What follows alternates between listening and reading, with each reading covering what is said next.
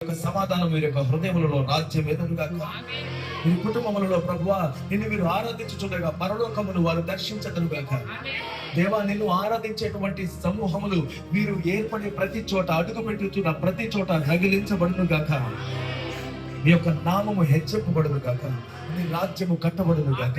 పరలోకమందు నీ చిత్తము జరుగుతున్నట్లుగానే మీరందరి జీవితంలో తూచా తప్పకుండా జరుగును గాక.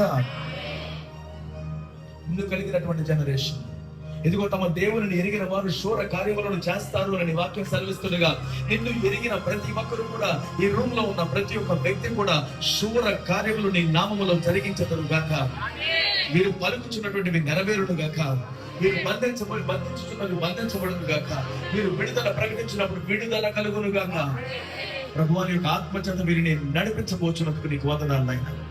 మా ఊహకు అతీతముగా నీవు అభిషేకించిన విధానాన్ని బట్టి నీకు వందనాలు. ఇక్కడ ఉన్న ప్రతి వారిని మీరు ఎన్నుకొని ఉన్నారు.